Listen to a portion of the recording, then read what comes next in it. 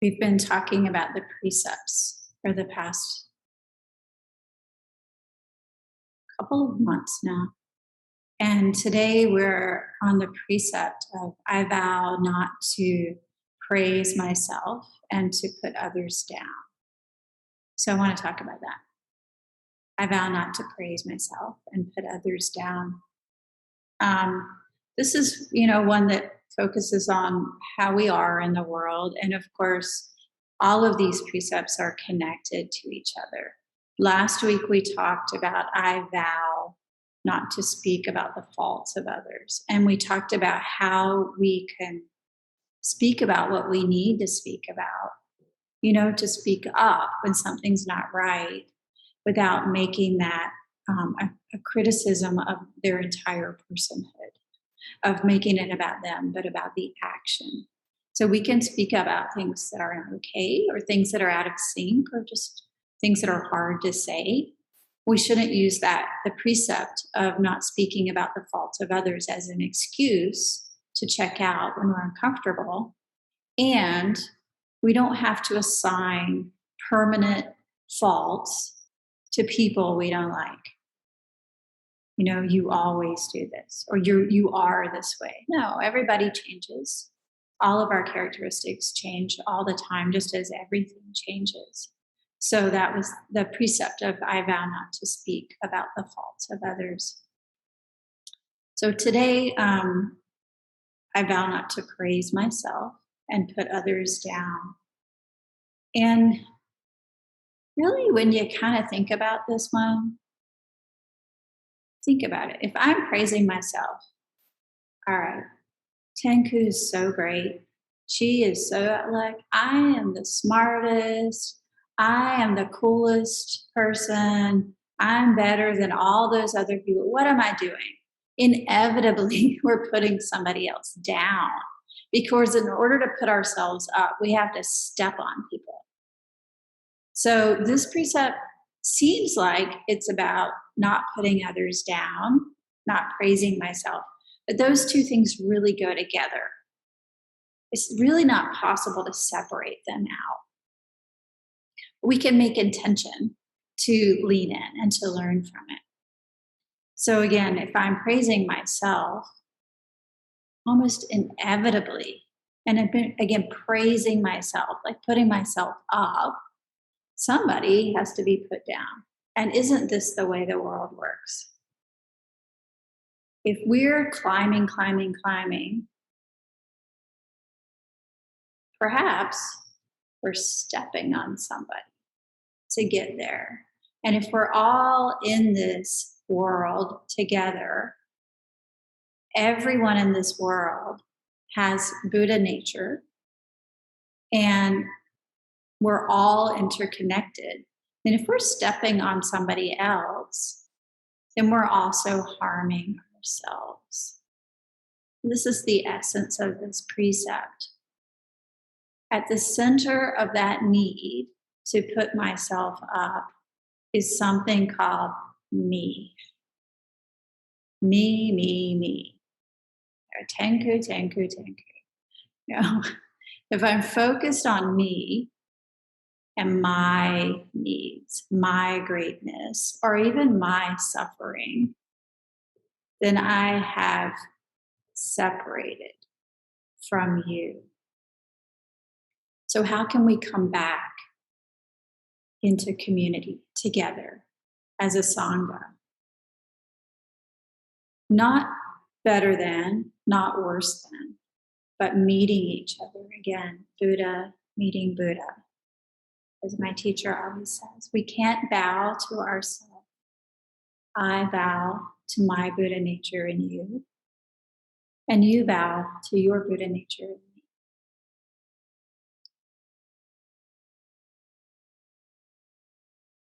The Tibetan teachings on the 8 verses for training the mind, the second stanza has to do with this precept, or is related to this precept.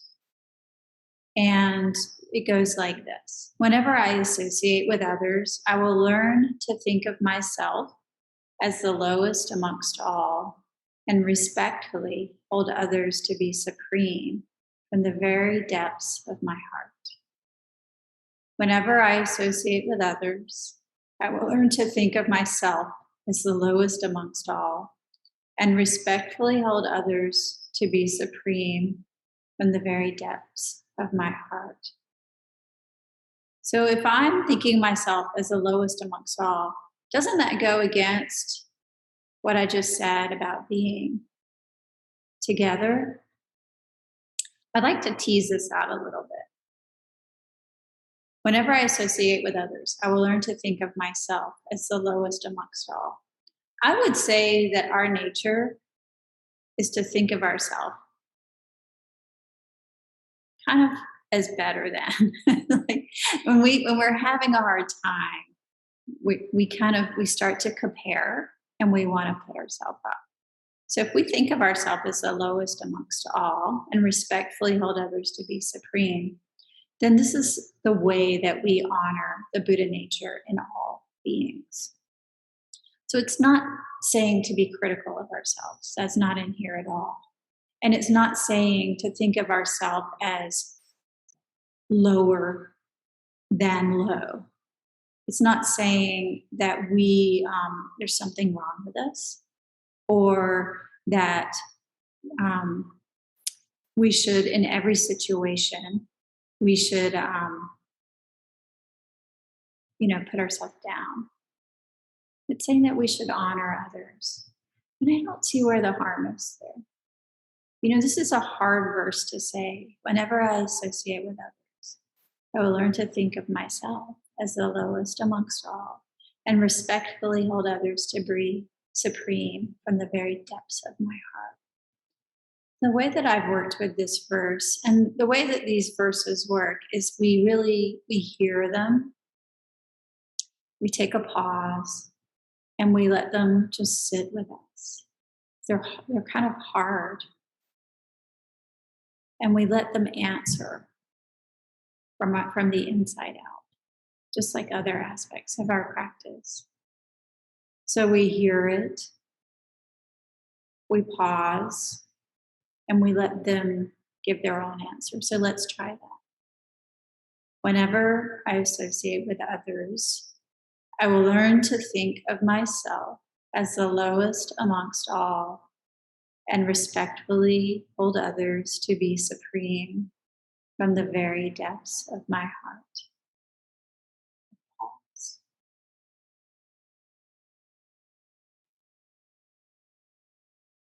What's coming up when you allow the space for this? When you allow the resistance to crumble a little bit? For me, what came up was the floor. The floor holds up everything. We stand on the floor. It's the lowest amongst all. It respectfully holds up all the feet on the floor in a way that's humble, caring, and supportive. We don't think about the floor. We just stand. Maybe if we're on the ground, it's the same. We just stand. So if we're respectfully thinking of ourselves as the lowest amongst all and respectfully holding others to be supreme, we're like the floor, we're like the ground, holding up the entire universe with humility. Not even thinking about it. It doesn't mean that the floor isn't important. The floor is extremely important. Without it, where will we put our feet? How would we even be here? It's so important and so crucial, and yet so low and so supportive that we don't even think about it. How can we be that way? Our ego dropping. The idea that I am separate from you. Letting go of that. Letting go of me. To the extent that people feel the support in their bodies, people rely on the support, The whole universe feels and relies on the support without even noticing. It can be quite amazing. So I don't know what came up for you, but we'll talk about it in a bit. I vow not to praise myself and put others down. This works, of course, when we're focused on how great we are. And I think we've all experienced that. And I'm not talking about other people doing that, I'm talking about ourselves. The ways that we do it, the ways that we put ourselves up, even subtly, that little, I could have done that so much better. If only I were in charge. Even the tiniest things we think we can do better. Maybe the sound of the bell today seemed weird, and you'd be like, if I were ringing that bell, it would sound really full and beautiful. Maybe you don't even put words onto it, but that little comparison is in there. And it's that comparison that starts to separate us out. And like I said, this is the danger in a world where we're all interconnected and all depend on each other. To separate, to think of ourselves as separate, pulls us apart. And when we start to get pulled apart, then we start to lose our compassion, our empathy. And this is a danger zone. So how can we come back together? One way is by focusing on the needs of others. What do other people need? If we're really stuck and we think we're afraid or worried or even just irritated or feel stepped on ourselves, we can react. If we feel stepped on ourselves, somebody stepped on me. I'm not going to take this anymore. I'm going to get even. I'm going to do something better. And then they'll all see, right? Separate it out, right? So how can we shift that? We can shift when we're feeling insecure or afraid by turning that towards helping others. So when we're feeling like, man, nobody likes me. I have to go to this meeting. All these people are going to be there. I don't want to walk into that room. It's really scary and nobody in there is going to like me anyway. I don't like that. Shifting it. Okay. I'm afraid, and I bet someone else in that room is also afraid. I'm going to show up. I'm going to find someone. I'm going to connect. I'm going to help someone by talking to them in a way that's connecting and open-hearted. In other ways, if we feel like we're being put down, arguing isn't really going to help it. Just showing up, and showing up out of a place of heart with kindness is the way to respond. So everybody can very naturally see that. We don't have to respond when others put us down. We just show up with our intelligence, even with our compassion, with our centeredness, not our self-centeredness, just our groundedness. And our practice offers us this constant letting go of the extra teaches us how to be present even in difficult situations. So to show up, we shift the focus from what's going to happen to me, I'm not sure, to how may I help you? And this is the essence of humility. This is the essence of humility. Not worrying as much about me and showing up in a way that's helpful. Not worrying as much about, these people going to like me? and showing up in a way of, how can I help you? How can I be of service to you? How can I be kind to you today? This is the essence of humility. And humility is an essence of this particular precept. I vow not to praise myself and put others down. If we're not praising ourselves, then we don't have anyone to step on, do we? We can just be in the world just like we are. We talk, about shade, putting shade on somebody. Oh, they should put shade. And the opposite is shine. Rather than throwing shade on somebody, i.e., speaking about their negative qualities, what if we turned our focus towards shine and celebrating their positive qualities? It's kind of amazing what a transformation it can make for us. It doesn't hurt, for sure. Even a person we don't like, we're focused on things we don't like, then those become the dominant things we see. But even in the middle of the most difficult person, we can find something that we like, even if it's tiny, and we can focus there. Even if it's their shirt, or the color of their hair, or their interesting way of laughing, or that quirky little photo they keep on their desk.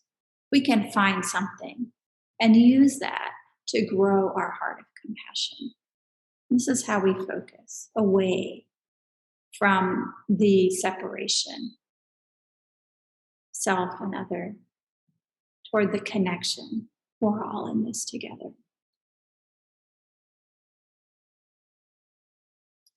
When I was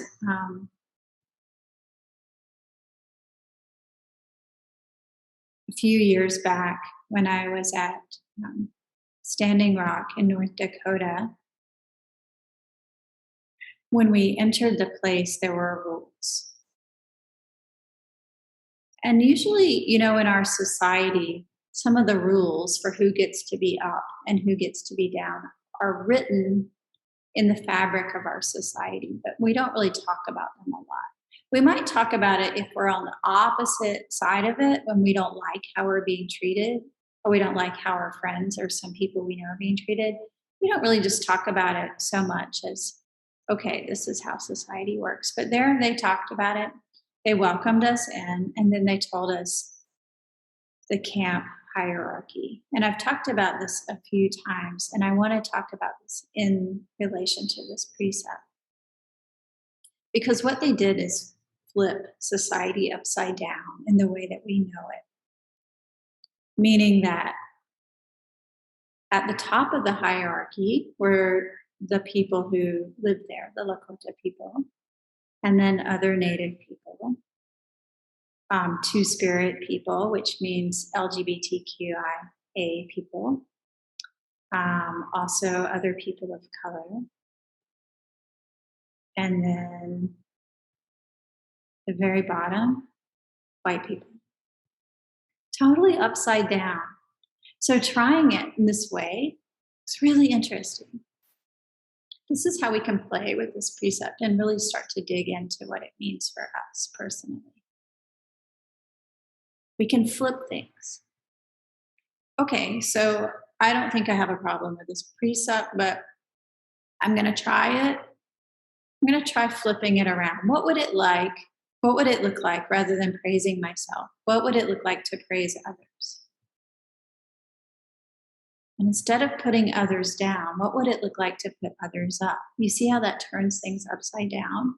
So at Standing Rock, I got to observe, of course, in myself, what was happening for me. And then I got to observe in others. And within that hierarchy, it was always, elders and women, and then men at the bottom. So also flipping that way. So some things that I saw. I saw a lot of this happening in front of the bathrooms because the lines were long and it was very, very cold. So waiting, I'm so cold, I need to use the bathroom. You would wait and wait and wait. And then finally, it's your turn. And then you would see an elderly woman very slowly coming towards you with her cane, maybe helped by one of the younger people. And you would say, calculate. Are they far enough away that I can go to the bathroom and come out before they even get here? But then if they see me, then they'll feel like that's rude. And this is the space, and I've agreed to this, principles and being here. So I got to watch my own impatience and then watch myself let it go. Okay. Oh no, Grandma, you can go ahead, please. And she would be so grateful. And so then I could accept the gratitude, and not only the gratitude, but the rightness of letting an older person go first. Because there was a rightness. It did feel correct. And then I got to see other people too. For example, one day there was a white man standing behind me, and he had just arrived. And a pretty similar thing happened with him, where he felt it was his turn. And the grandma came up, a different grandma, and he got furious. He was so mad. He got so mad, but he couldn't leave, because he needed the bathroom. So he wasn't allowed to just use a tree. There weren't even any trees there. So the North Dakota. There was nothing he could do about it except get mad. And he was so furious. And then I was like, okay, so who is that helping? There's no one for you to get mad at. You have no power here because you're at the bottom. You're hurting yourself. So you can also see that happening. It can be really fun to flip around, these precepts as a way of digging in and trying to understand them a little bit better. And I want to say one more thing about it.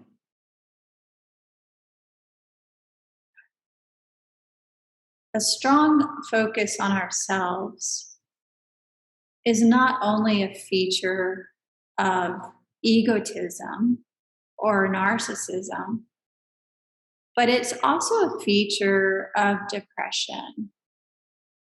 And we don't talk about that so much. But think about it. I don't know how many of you have ever experienced that kind of depression. But as you start to focus, you start to close, sort of close. And the more you close, again, pulling out of connection and into separateness, the more you focus on yourself and your own sadness, and you almost have no choice but to do that, because that's all you have the capacity to focus on. Man, I can't deal today. I feel so dark and so sad. And then you just start turning in on yourself. You'll notice this when people, us all, even we put labels on whatever it is that's making us sad. And we call it my depression, my insomnia, my cancer, my sickness. Why is it my? It's something that's happening, sure. Why do we have to possess it? What if we gave it a little more space? What if we opened just a tiny bit? When we practice Tonglen practice, we take in the suffering and send out ease. And at some point, we feel not only our own suffering, but we can take in everybody else who's also feeling just like me in this moment. Why not? We can send out ease to everyone else who's feeling just like me in this moment. And this is how we shift, even in our darkest time, even in our deepest sadness. If we can recognize, I'm not the only one feeling sad right now. Yeah, it doesn't diminish your sadness in that moment. It opens just a bit. And as we start to open and come back into connection with others, really realizing that I'm not separate from you, your sadness is not separate from my sadness, we can let go of ourselves as separate from others, which is ego. When we let go of ego, we start to realize the vastness of all things. And in realizing the vastness of all things, we naturally let go of ourselves as separate. And then ease can come in from underneath. Not a kind of ease where everything is rosy every single day and everything is always going the way that I think it should go, but an ease with what is, that we're all in this together, that we all have hard days, months, years, and that we can be here for each other. Not to praise self and put others down could be also not to put myself down and praise others. Let's come into balance together with all beings, really recognizing that we're all in this as one human family. Bowing. My Buddha nature bowing to you. Your Buddha nature bowing to me. Thank you.